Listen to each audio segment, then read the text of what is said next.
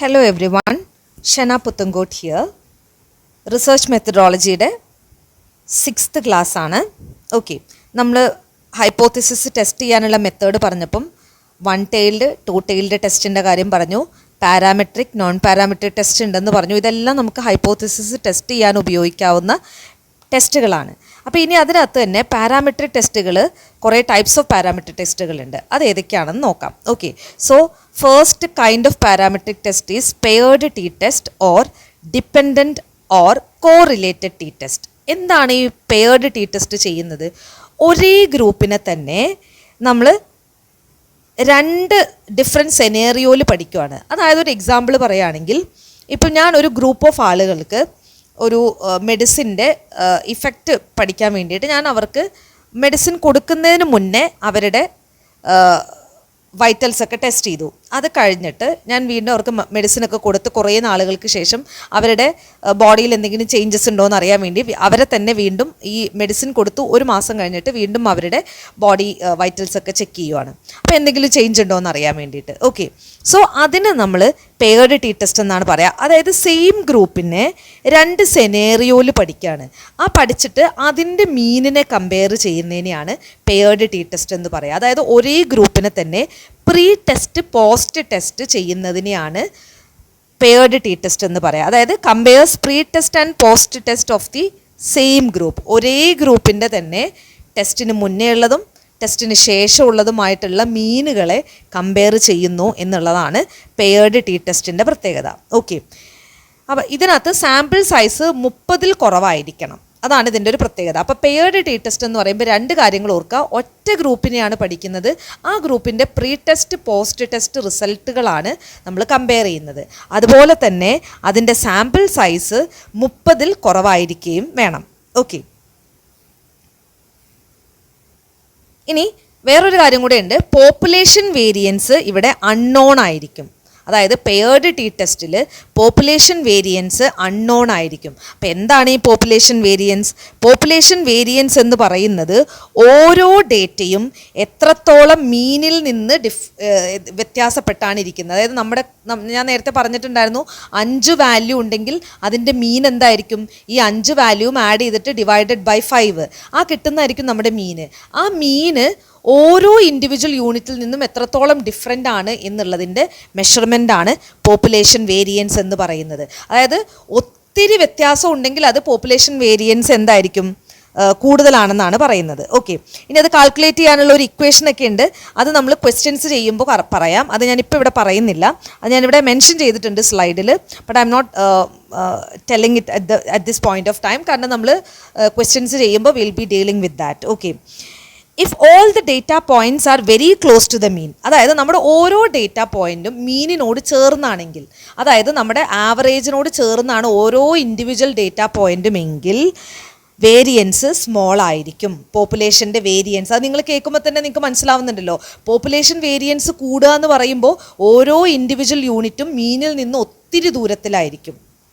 അതല്ല, population variance കുറവെന്ന് പറയുമ്പോൾ എൻ്റെ ഓരോ ഇൻഡിവിജ്വൽ യൂണിറ്റും മീനിൽ നിന്ന് ഒത്തിരി ദൂരത്തിലായിരിക്കില്ല. അതായത് എൻ്റെ ഓരോ ഇൻഡിവിജ്വൽ യൂണിറ്റും അടുത്തടുത്തായിരിക്കും. അതായത് 10, 12, 13, 14 ഇങ്ങനെയാണ് എൻ്റെ ഡേറ്റകളെങ്കിൽ അതിൻ്റെ പോപ്പുലേഷൻ വേരിയൻസ് കുറവായിരിക്കും. കാരണം ഇതിൻ്റെ ഒരു ആവറേജ് എടുക്കുമ്പോൾ ഏകദേശം ഒരു 14, 13 ഒക്കെ ആയിരിക്കും കിട്ടുക, അല്ലേ? അപ്പോൾ ഈ 12, 13, 14, 11 ഒക്കെ ഇതിനോട് അടുത്ത് കിടക്കുന്ന വാല്യൂ ആണല്ലോ. അപ്പോൾ എന്തായിരിക്കും? എൻ്റെ പോപ്പുലേഷൻ വേരിയൻസ് അവിടെ കുറവായിരിക്കും. എൻ്റെ ഓരോ ഇൻഡിവിജ്വൽ യൂണിറ്റും മീനിനോട് ചേർന്നാണ് കിടക്കുന്നത്.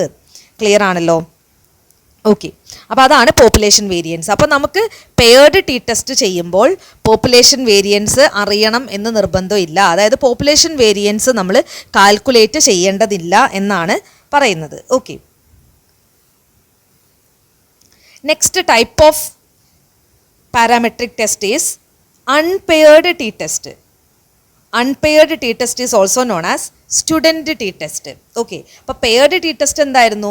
ഒരു ഗ്രൂപ്പ് ആ സെയിം ഗ്രൂപ്പിനെ തന്നെ pre test post test measure ചെയ്യുന്നതാണ് പെയർഡ് ടി ടെസ്റ്റ് എന്ന് പറയുന്നത്. അപ്പോൾ അൺപെയർഡ് എന്ന് പറയുന്നത് എന്താണ്? അൺപെയർഡിന് it's also known as student T test. ഇവിടെ 2 ഗ്രൂപ്പിനെയാണ് കമ്പയർ ചെയ്യുന്നത്. അതായത് ഇപ്പം നിങ്ങൾ ഒരേ ഗ്രൂപ്പിന് തന്നെ മെഡിസിൻ കൊടുക്കുന്നതിന് മുന്നേ മെഡിസിൻ കൊടുത്തു കഴിഞ്ഞതിന് ശേഷം അവരെ തന്നെയാണ് പഠിച്ചത്. പകരം എന്താ ചെയ്യണമെന്ന് വെച്ചിട്ടുണ്ടെങ്കിൽ ഇപ്പോൾ 2 സ്കൂളിൽ പഠിക്കുന്ന കുട്ടികളുടെ മാത്സിൻ്റെ മാർക്ക് കമ്പയർ ചെയ്യുവാണെങ്കിൽ അതെന്തായിരിക്കും? അൺപെയർഡ് ടി ടെസ്റ്റ് ആയിരിക്കും. മനസ്സിലായോ? അതായത് 2 സെപ്പറേറ്റ് ഗ്രൂപ്പുകളാണ്. അതായത് ഒരു സ്കൂളിൽ പഠിക്കുന്ന കുട്ടികളുടെ മാത്സിൻ്റെ മാർക്ക് ഞാൻ കാൽക്കുലേറ്റ് ചെയ്യുന്നു, വേറൊരു സ്കൂളിൽ പഠിക്കുന്ന കുട്ടികളുടെ മാത്സിൻ്റെ മാർക്ക് കാൽക്കുലേറ്റ് ചെയ്യുന്നു. സോ അവിടെ എന്തായിരിക്കും? അൺപെയർഡ് ടി ടെസ്റ്റ് ആണ്. അവിടെ 2 അൺറിലേറ്റഡ് ഗ്രൂപ്പുകളെ ഞാൻ എന്ത് ചെയ്യുവാണ്? അതിൻ്റെ മീനിനെയാണ് ഞാൻ അവിടെ കമ്പയർ ചെയ്യുന്നത്. ഇനി ഇവിടെ സാമ്പിൾ സൈസ് സ്മോൾ ആയിരിക്കണം. നേരത്തെ നമ്മൾ സാമ്പിൾ സൈസ് 30-ൽ താഴെ ആയിരിക്കണം എന്ന് പറഞ്ഞു. ഇവിടെയും സാമ്പിൾ സൈസ് എന്തായിരിക്കണം? സ്മോൾ ആയിരിക്കണം. ഇവിടെ നമ്മുടെ സ്റ്റാൻഡേർഡ് ഡീവിയേഷൻ അല്ലെങ്കിൽ പോപ്പുലേഷൻ ഡീവിയേഷൻ എന്തായിരിക്കണം? അൺനോൺ ആണ്. അതായത് അറിയണമെന്ന് നിർബന്ധമില്ല. എത്രത്തോളം ഇൻഡിവിജ്വൽ ഓരോ യൂണിറ്റും മീനിൽ നിന്ന് ഡിഫറെൻ്റ് ആണെന്നുള്ളത് അറിഞ്ഞിരിക്കണം എന്ന് നിർബന്ധമില്ല. ഓക്കെ. ഇനി വേരിയൻസ് എന്ന് പറയുന്നതും സ്റ്റാൻഡേർഡ് ഡീവിയേഷൻ എന്ന് പറയുന്ന 2 ടേമുകളുണ്ട്. വേരിയൻസ് എന്ന് പറയുന്നത് ഓരോ ഇൻഡിവിജ്വൽ യൂണിറ്റും എത്രത്തോളം മീനിൽ നിന്ന് ഡിഫർ ചെയ്തിരിക്കുന്നതാണെന്ന്. അതാണ് പോപ്പുലേഷൻ വേരിയൻസ് എന്ന് പറഞ്ഞില്ലേ, അതാണ് വേരിയൻസ്. അപ്പോൾ എന്താണ് സ്റ്റാൻഡേർഡ് ഡീവിയേഷൻ? സ്റ്റാൻഡേർഡ് ഡീവിയേഷൻ എന്ന് പറയുന്നത് ഓരോ ഡേറ്റയും എത്രത്തോളം സ്പ്രെഡ് ആണെന്നാണ് സ്റ്റാൻഡേർഡ് ഡീവിയേഷൻ പറയുന്നത്. ഇത്രയേ ഉള്ളൂ, സിമ്പിളായിട്ട് മനസ്സിലാക്കുക. പോപ്പുലേഷൻ വേരിയൻസ് എന്ന് പറയുന്നത് എൻ്റെ ഓരോ ഇൻഡിവിജ്വൽ യൂണിറ്റും എൻ്റെ ഓരോ ഡേറ്റയും എത്രത്തോളം മീനിൽ നിന്ന് ഡിഫർ ചെയ്തിരിക്കുന്നു എന്നതിൻ്റെ മെഷർമെൻ്റാണ് പോപ്പുലേഷൻ വേരിയൻസ് അഥവാ വേരിയൻസ്. സ്റ്റാൻഡേർഡ് ഡീവിയേഷനോ എൻ്റെ ഓരോ ഇൻഡിവിജ്വൽ യൂണിറ്റും എത്രത്തോളം സ്പ്രെഡാണ്. അതായത് ഇപ്പോൾ 5, 10, 15, 20, 25, 30, 40, 50, 60, 70, 80, 90, 100 അങ്ങനെ കിടക്കുമ്പോൾ എൻ്റെ സ്റ്റാൻഡേർഡ് ഡീവിയേഷൻ എന്ന് പറയുന്നത് എന്താണ്? ഭയങ്കര സ്പ്രെഡാണ് എൻ്റെ യൂണിറ്റുകൾ അല്ലേ. ഓരോ ഇൻഡിവിജ്വൽ യൂണിറ്റും വളരെ സ്പ്രെഡ് ചെയ്താണ് കിടക്കുന്നത്. 5 ഉണ്ട്, 100 ഉണ്ട് അല്ലേ. അപ്പോൾ ഒത്തിരി ഡിഫറൻസ് ഉണ്ട്. അപ്പോൾ ഇവിടെ എന്തായിരിക്കും? വേരിയൻസ് വളരെ ലാർജ് ആയിരിക്കും. വേരിയൻസ് വളരെ ലാർജ് എന്ന് പറയാൻ കാരണം എന്താണ്? ഞാൻ ഇതിൻ്റെ ആവറേജ് എടുക്കുമ്പോൾ ആ ആവറേജ് എവിടെയായിരിക്കും കിടക്കുന്നത്? ഒരു 40-നോ 50-നോ നടുക്കൊക്കെ ആയിരിക്കും അല്ലേ. അപ്പോൾ ആ 40-ഓ 50-ഓ ആണ് എൻ്റെ മീനെങ്കിൽ എനിക്ക് ഇൻഡിവിജ്വൽ യൂണിറ്റ് 5 എത്രയോ ഇപ്പുറത്താണ് കിടക്കുന്നത് അല്ലേ. അല്ലെങ്കിൽ എൻ്റെ 100 എന്ന് പറയുന്ന ഇൻഡിവിജ്വൽ യൂണിറ്റ് എത്രയോ അപ്പുറത്താണ് കിടക്കുന്നത്. അപ്പോൾ എൻ്റെ വേരിയൻസ് എന്തായിരിക്കും? വളരെ കൂടുതലായിരിക്കും അല്ലേ. അപ്പം ഇത് രണ്ടും എന്ത് തന്നെയാണ്? എൻ്റെ ഡേറ്റ എത്രത്തോളം സ്പ്രെഡായിട്ടാണ് കിടക്കുന്നത് എന്ന് പഠിക്കാനാണ് ഞാൻ ഈ 2 മെത്തേഡും യൂസ് ചെയ്യുന്നത്. വേരിയൻസ് ആയിക്കോട്ടെ, സ്റ്റാൻഡേർഡ് ഡീവിയേഷൻ ആയിക്കോട്ടെ. അതായത് ഞാൻ എടുത്തിരിക്കുന്ന ഡേറ്റകൾ ഓരോ ഡേറ്റയും എത്രത്തോളം സ്പ്രെഡായിട്ടാണ് കിടക്കുന്നതെന്ന്. അപ്പോൾ 5, 10, 15, 20, 25, 30, 35, 40, 100 വരെയൊക്കെ എടുക്കുന്ന സമയത്ത് എന്താണ്? എൻ്റെ 5 എന്ന് പറയുന്നതും 100 എന്ന് പറയുന്നതും തമ്മിൽ ഒത്തിരി ഡിസ്റ്റൻസിലല്ലേ കിടക്കുന്നത്, അല്ലെങ്കിൽ ഒത്തിരി വ്യത്യാസത്തിലല്ലേ അത് കിടക്കുന്നത്. അപ്പോൾ ആ വ്യത്യാസം അവിടെ നമുക്ക് എന്ത് ചെയ്യാൻ പറ്റും? പഠിക്കുകയാണ്. ആ വ്യത്യാസം പഠിക്കുന്നതിനെയാണ് വേരിയൻസ് എന്ന് പറയുന്നത്. ആ വ്യത്യാസം പഠിക്കാൻ വേണ്ടിയിട്ട് ഞാൻ എന്താ ചെയ്യണത്? അതിൽ മീനിനെ കാൽക്കുലേറ്റ് ചെയ്തു. അതായത് 5, 10, 15, 20, 25 ഇതെല്ലാം ആഡ് ചെയ്തിട്ട് ഡിവൈഡഡ് ബൈ എത്ര എണ്ണം ഉണ്ടോ എന്ന് കാൽക്കുലേറ്റ് ചെയ്തിട്ട് മീൻ കണ്ടുപിടിച്ചു. അപ്പോൾ ആ മീൻ കണ്ടുപിടിക്കുമ്പോഴാണ് നമ്മൾ മനസ്സിലാക്കുന്നത് എൻ്റെ ഓരോ ഇൻഡിവിജ്വൽ യൂണിറ്റും എത്രത്തോളം മീനിൽ നിന്ന് വേരി ചെയ്ത് കിടക്കുന്നു എന്ന്. അതാണ് വേരിയൻസ്. സ്റ്റാൻഡേർഡ് ഡീവിയേഷൻ എന്ന് പറയുന്നോ സെയിം സംഭവം തന്നെയാണ്, പക്ഷെ നമ്മൾ വേറെ രീതിയിൽ പറയുന്നു എന്നേ ഉള്ളൂ. എൻ്റെ ഓരോ ഡേറ്റയും എത്രത്തോളം സ്പ്രെഡ് ചെയ്താൽ കിടക്കണേന്നല്ലേ. 5, 10, 15 അല്ലേ, എത്ര സ്പ്രെഡായിട്ടാണ് കിടക്കുന്നത്? അടുത്തടുത്തല്ലല്ലോ. 5 കഴിഞ്ഞിട്ട് പിന്നെ 10, 15, 20, 25 അങ്ങനെ 100 വരെ കിടക്കേണ്ടത്. അത് വളരെ സ്പ്രെഡ് ചെയ്ത് കിടക്കുന്നത്. അപ്പോൾ അതാണ് സ്റ്റാൻഡേർഡ് ഡീവിയേഷൻ എന്ന് പറയുന്നത്. ഓക്കെ. അപ്പം അൺപെയർഡ് ടി ടെസ്റ്റിൽ സ്റ്റാൻഡേർഡ് ഡീവിയേഷൻ എന്തായിരിക്കും? അൺനോൺ ആയിരിക്കും. ഓക്കെ. ഇനി ഇവിടെ 2 കാര്യങ്ങൾ ടെസ്റ്റ് ചെയ്യുന്നുണ്ട്. Test the significance of correlation coefficient. അതായത് അൺപെയർഡ് ടി ടെസ്റ്റ് എന്ത് ടെസ്റ്റ് ചെയ്യും? കോറിലേഷൻ കോഎഫിഷ്യൻറ്റിൻ്റെ സിഗ്നിഫിക്കൻസ് ടെസ്റ്റ് ചെയ്യും. അപ്പോൾ എന്താണ് ഈ കോറിലേഷൻ കോഎഫിഷ്യൻ്റ് എന്ന് പറയുന്നത്? Number that measures how strongly 2 variables are related. 2 variable എത്രത്തോളം സ്ട്രോങ്ലി റിലേറ്റഡ് ആണ് എന്നത് മെഷർ ചെയ്യുന്നതാണ് കോറിലേഷൻ കോഎഫിഷ്യൻ്റ് എന്ന് പറയുന്നത്. അപ്പോൾ ഈ കോറിലേഷൻ കോഎഫിഷ്യൻറ്റിൻ്റെ സിഗ്നിഫിക്കൻസ് ടെസ്റ്റ് ചെയ്യാൻ നമുക്ക് എന്ത് ഉപയോഗിക്കാം? അൺപെയർഡ് ടി ടെസ്റ്റ് യൂസ് ചെയ്യാം. അതായത് 2 വേരിയബിളുകൾ തമ്മിലുള്ള ആ ഒരു ബന്ധം എത്രത്തോളം സ്ട്രോങ് ആണ് എന്നത് പഠിക്കാൻ വേണ്ടിയിട്ട് നമുക്ക് എന്ത് യൂസ് ചെയ്യാം? അൺപെയർഡ് ടി ടെസ്റ്റ് യൂസ് ചെയ്യാം. അതുപോലെ തന്നെ it is also use to test the significance of regression coefficient. എന്താണ് റിഗ്രഷൻ കോഎഫിഷ്യൻ്റ് എന്ന് പറയുന്നത്? റിഗ്രഷൻ കോഎഫിഷ്യൻ്റ് എന്ന് പറയുന്നത് are used to predict or explain the variation in one variable based on another variable. അതായത് ഒരു വേരിയബിളിൽ നിന്ന് മറ്റൊരു വേരിയബിൾ ഡിഫർ ചെയ്യുന്ന, അല്ലെങ്കിൽ ഒരു വേരിയബിൾ എങ്ങനെയാണ് മറ്റൊരു വേരിയബിളിനെ എന്ത് ചെയ്യുന്നത്, വ്യത്യാസപ്പെടുത്തുന്നത്, അല്ലെങ്കിൽ എങ്ങനെയാണ് ആ ഒരു വേരിയേഷൻ ഉണ്ടാവുന്നത് എങ്ങനെയാണെന്ന് എക്സ്പ്ലെയിൻ ചെയ്യുന്നതിനെയാണ് നമ്മൾ റിഗ്രഷൻ കോഎഫിഷ്യൻ്റ് എന്ന് പറയുന്നത്. ആ ഒരു വേരിയബിളിൽ നിന്ന് മറ്റ് വേരിയബിളിലേക്കുള്ള ആ ഒരു വ്യത്യാസം എങ്ങനെ വരുന്നു എന്നുള്ളത് എക്സ്പ്ലെയിൻ ചെയ്യുന്ന പ്രോസസ്സാണ് റിഗ്രഷൻ ഓഫ് കോഎഫിഷ്യൻ്റ്. അപ്പോൾ ആ റിഗ്രഷൻ ഓഫ് കോഎഫിഷ്യൻ്റ് പഠിക്കാൻ വേണ്ടിയിട്ടും നമുക്ക് എന്ത് യൂസ് ചെയ്യാം? അൺപെയർഡ് ടി ടെസ്റ്റ് യൂസ് ചെയ്യാം. ഓക്കെ, അപ്പോൾ അൺപെയർഡ് ടി ടെസ്റ്റ് എന്ന് പറയുന്നത് രണ്ട് അൺറിലേറ്റഡ് ഗ്രൂപ്പിൻ്റെ മീനുകളെ കമ്പയർ ചെയ്യുന്നതാണ്. സാമ്പിൾ സൈസ് സ്മോൾ ആയിരിക്കണം, സ്റ്റാൻഡേർഡ് ഡീവിയേഷൻ അറിയണമെന്ന് നിർബന്ധമില്ല. പിന്നെ കോറിലേഷൻ കോഎഫിഷ്യൻറ്റും റിഗ്രഷൻ കോഎഫിഷ്യൻറ്റും അത് ടെസ്റ്റ് ചെയ്തു തരും. അതിൻ്റെ സിഗ്നിഫിക്കൻസ് ടെസ്റ്റ് ചെയ്യാനും നമുക്ക് അൺപെയർഡ് ടി ടെസ്റ്റ് യൂസ് ചെയ്യാം. എന്താണ് കോറിലേഷൻ കോഎഫിഷ്യൻ്റ് എന്ന് പറയുന്നത്?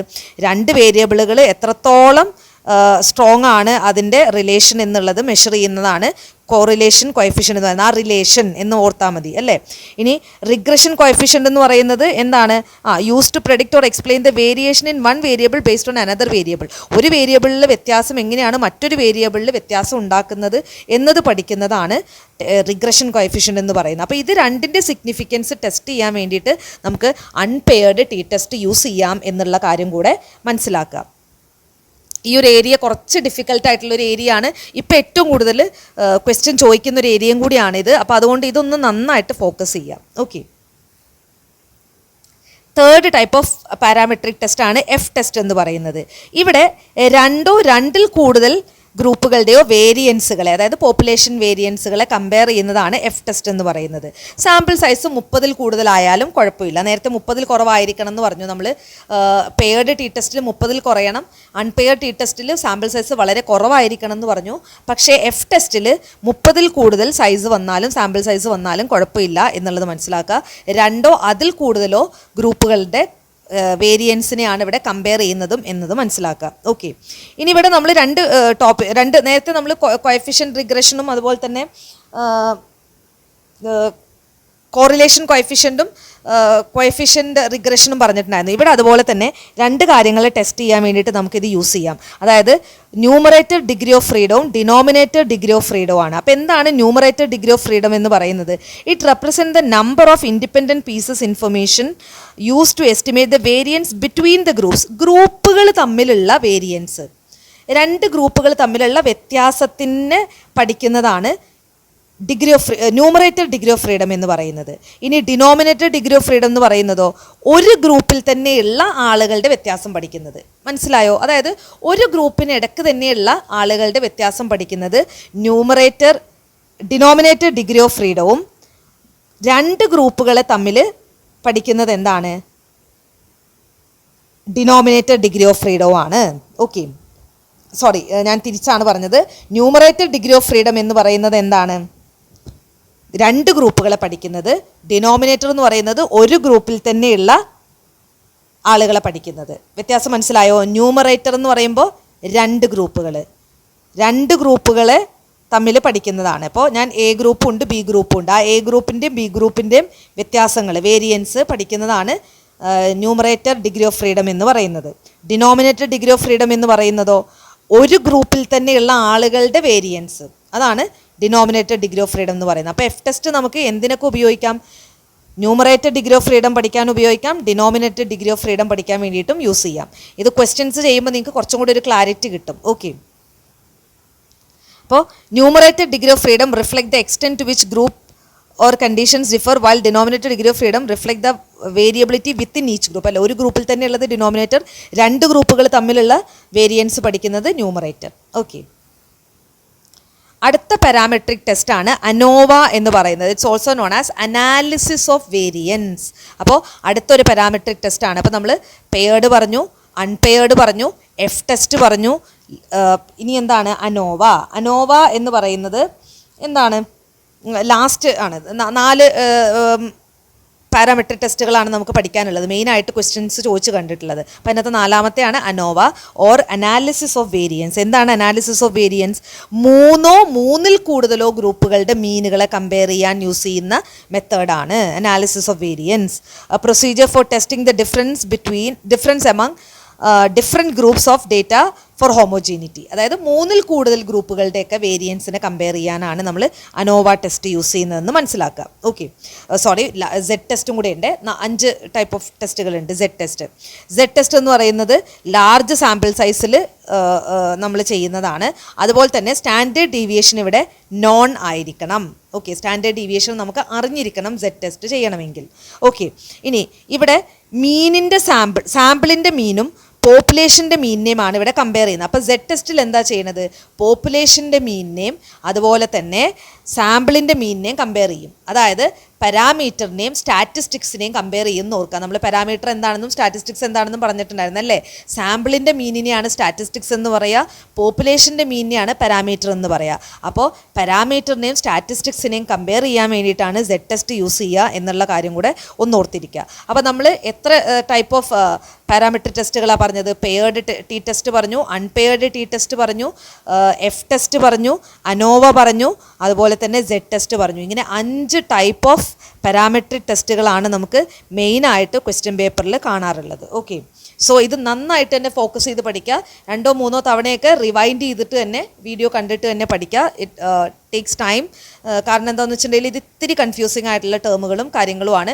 റീസെൻ്റ് ആയിട്ടാണ് NTA ഈ ഒരു ഏരിയയിൽ നിന്ന് കൂടുതൽ ക്വസ്റ്റ്യൻസ് ചോദിച്ച് കാണുന്നത്. ഇതിന് മുന്നേ നമ്മൾ റിസർച്ചിൽ നിന്ന് ഈ ഒരു ടൈപ്പ് ഓഫ് ക്വസ്റ്റ്യൻസ് ഒന്നും അങ്ങനെ അധികം കാണുന്നുണ്ടായിരുന്നില്ല. പക്ഷേ ഇപ്പം ഈ ഒരു ടൈപ്പ് ഓഫ് ക്വസ്റ്റ്യൻസ് ഒത്തിരി കാണുന്നുണ്ട്. സോ ഈ ഒരു ഏരിയ നന്നായിട്ട് തന്നെ ഫോക്കസ് ചെയ്ത് പഠിക്കുക. ഇതൊരു ഫോക്കസ് ഏരിയ തന്നെയാണ് റിസർച്ച് മെത്തഡോളജിയിൽ. Okay, next some non parametric ടെസ്റ്റുകളാണ്. അപ്പം ഇത്ര നേരം പറഞ്ഞത് പാരാമെട്രിക് ടെസ്റ്റുകളുടെ എക്സാമ്പിൾ ആണെങ്കിൽ ഇനി പറയാൻ പോകുന്നത് കുറച്ച് non parametric ടെസ്റ്റുകളാണ്.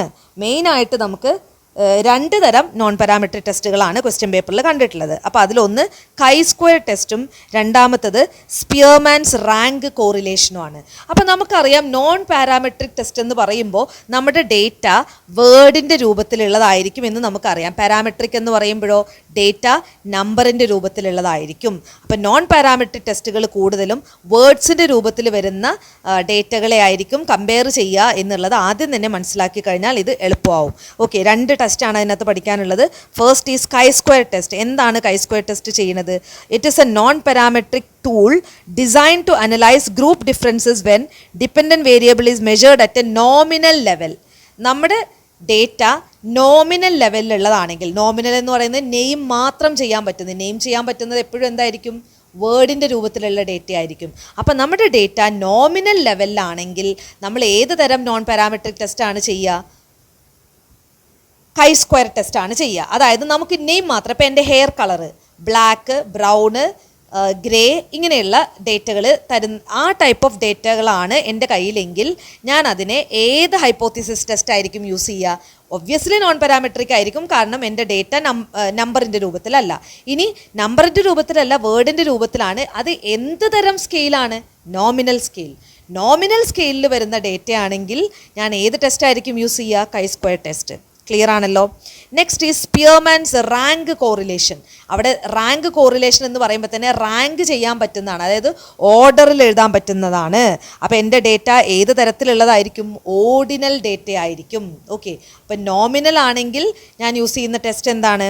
Chi square test. Ordinal ആണെങ്കിലോ സ്പിയർമാൻസ് റാങ്ക് കോറിലേഷൻ എന്നുള്ളത് മനസ്സിലാക്കുക. ഓക്കെ, ഇനി എൻ്റെ ഡേറ്റ റേഷ്യോയോ അല്ലെങ്കിൽ റേഷ്യോ സ്കെയിലാണെങ്കിൽ എന്തായിരിക്കും ഞാൻ യൂസ് ചെയ്യുക? ഒബ്വിയസ്ലി പാരാമെട്രിക് ആയിരിക്കും. കാരണം റേഷ്യോ എന്ന് പറയുന്നത് എന്താണ്? റേഷ്യോയും ഇൻ്റർവെൽ സ്കെയിലും ഒക്കെ ആണെങ്കിൽ ഉറപ്പായിട്ടും എൻ്റെ ഡേറ്റ നമ്പറിൻ്റെ രൂപത്തിലായിരിക്കും. അപ്പോൾ ഞാൻ ഏത് ടെസ്റ്റ് ആയിരിക്കും യൂസ് ചെയ്യുക? Parametric test. പാരാമെട്രിക് ടെസ്റ്റിൽ എനിക്ക് ഒത്തിരി തരം ടെസ്റ്റുകളുണ്ട്. എൻ്റെ ടെസ്റ്റിന് ഏത് ടെസ്റ്റാണോ എനിക്ക് ആപ്റ്റായിട്ട് വരുന്നത് അതിലേതെങ്കിലും ഒരു ടെസ്റ്റ് എനിക്ക് ചെയ്യാവുന്നതാണ്. ക്ലിയർ ആണല്ലോ. അപ്പോൾ പാരാമെട്രിക്കും നോൺ പാരാമെട്രിക്കും ക്ലിയർ ആയി എന്നാണ് വിചാരിക്കുന്നത്. Okay, I hope that's clear. ഇനി നമുക്ക് റിസർച്ചിന് കുറേ അപ്രോച്ചുകളുണ്ട്. ഏതൊക്കെയാണ് ആ അപ്രോച്ചുകളെന്ന് നോക്കാം. ഫസ്റ്റ് അപ്രോച്ച് എന്ന് പറയുന്നത് ക്വാണ്ടിറ്റേറ്റീവ് അപ്രോച്ചാണ്. ക്വാണ്ടിറ്റേറ്റീവ് എന്ന് പറയുമ്പോൾ തന്നെ നമുക്കറിയാം ഡേറ്റ നമ്പറിൻ്റെ രൂപത്തിലാണെങ്കിൽ നമ്മൾ ഏത് അപ്രോച്ചായിരിക്കണം കൊണ്ടുവരേണ്ടത്? Quantitative approach. ഇനി നമ്മൾ മനസ്സിലാക്കേണ്ട ഒരു കാര്യം, ക്വാണ്ടിറ്റേറ്റീവ് അപ്രോച്ചാണെങ്കിൽ നമ്മുടെ റിസർച്ച് എപ്പോഴും സ്ട്രക്ചേർഡ് ആയിരിക്കും. ഈ ടേമുകളൊക്കെ ഒന്ന് നോട്ട് ചെയ്ത് വെക്കണേ. ക്വാണ്ടിറ്റേറ്റീവ് എന്ന് കേൾക്കുമ്പോൾ മൈൻഡിലേക്ക് കൊണ്ടുവരേണ്ട വേർഡാണ് structured. Quantity, number, structure. Okay. ഇനി സിമിലർ ടു ഡിഡക്റ്റീവ് റിസർച്ച്.